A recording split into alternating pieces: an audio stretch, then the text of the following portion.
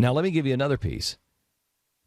Yesterday it came out, and again, another distraction on what's really going on. Yesterday it came out, we now know where the president was during the Osama bin Laden thing. He was playing cards. Oh, excuse me, what?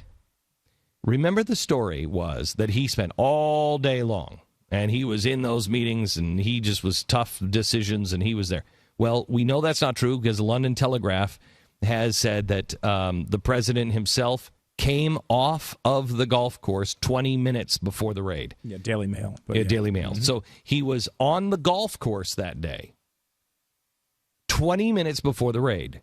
Now, where was he during the raid? It was a very long day. I spent the entire day at the White House, and probably, typically like the weekends, he'll work like a half day. It's Reggie Love, by the way, his personal assistant. And this Sunday, we worked we were there until almost, I think he went on TV at midnight, and almost midnight. And sat around in the private dining room, kind of like, most people were like down in the Situation Room, but he was like, I'm not going to be down here. I can't watch this entire thing. And so he, myself, Pete Souza, the White House photographer, and Marvin, we must have played 15 games of spades. Okay, 15 games of spades. 15, That's what he was. Not hands, 15 games of spades. Yeah. That's quite a time playing spades. So that's where the president was, which brings me to a couple of things that I just want to point out to you. First of all, who can't watch the biggest villain in American history being shot? Who can't watch? One, somebody who is internally conflicted on this whole thing. And if you are a fan of the Muslim Brotherhood and you have embraced the Muslim Brotherhood, may I remind you that on 9/11 this year, they are planning a 1 million Muslim march on the mall in Washington, D.C., 1 million Muslim march. It's being done by the American Muslim PAC, and they have a list of demands, one of which is that we stop saying that Muslims were responsible and pinning all of the 9/11 on the Muslims. They want the 9/11 records released. Okay? Is that our good, friendly neighborhood Muslim? So if you are in bed with the Muslim Brotherhood and you are in bed with the people, then there's a chance this president couldn't watch it because he thinks injustice is being done. Now, I don't particularly subscribe to that point of view because I don't think the president is a Muslim, but I do think he has Muslim and Arabic sympathies that run much deeper than his American sympathies. The other reason why you play spades all day and you're not in the Situation Room is because you're a coward. You're just, I'm so upset. I just can't, I don't know, I can't watch that. It's so exciting and yet so dangerous. I can't watch that. Who does that? That's a girl. That's a guy who, rides a girl's bike with a little girl helmet. He's not in the Situation Room? What kind of commander-in-chief is not in the Situation Room? Okay, let's give him the benefit of the doubt. He's not conflicted at all. He's worried about the men. Okay, let's play that out in our heads. You're not worried about the men, or you're worried about the men, but you're so worried that you won't sit there and be with them. It's not like you're a casual observer. You ordered them to go do it. That means, and here's the key word, you have the responsibility to be there with them.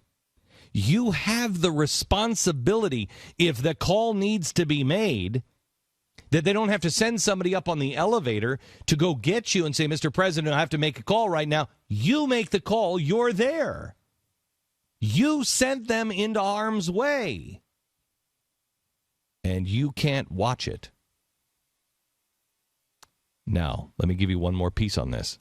Do you remember the picture where Hillary Clinton is sitting at the conference room table in the Situation Room. If you've ever been to the Situation Room or if you've ever seen pictures of the Situation Room, the entire room is designed for the President of the United States because he's the commander-in-chief. Not the generals, nobody else. He makes the call. So the entire Situation Room is built with him at the head of the table. All of the monitors sit in front of him. Everybody else has to turn their body and look. He sits directly in front of them. All the clocks, all the intel, everything is on that wall facing him. All built for him in that power situation. We have the picture? Yeah. Okay. So who's sitting at the head of the table? There's one chair. There's one chair. It's the presidential chair. Now, who is sitting at the head of that table? The general. The general is sitting. Mm-hmm. And then you have some advisors and Hillary Clinton. Uh-huh. And then you have Joe Biden, who has been sitting there. He's got a computer in front of him. The president is not even at the table. Hang on just a second. You'll notice the president doesn't have a computer. Yeah. Joe Biden has one. Hillary has one. Everyone has a computer. The president doesn't even have a computer sitting in front of him. because he's been playing cards, apparently. Exactly right. Now, here's the thing. The president of the United States walks into a room. I've been reading a lot about Walt Disney. Walt Disney used to walk in a room and nobody ever told anybody to do it. There was just so much profound respect for that man that when he walked into a room, everybody stood. Now, that's Walt Disney, a cartoon guy. Mm. This is the president of the United States. Nobody got up and offered him a chair? Nobody at got the table? Up. Nobody got up. The general didn't say, Mr. President, here you go. This is your chair. Mr. President. As soon as I don't care what time he came in, that's what would happen. That's your chair. You would think. Right.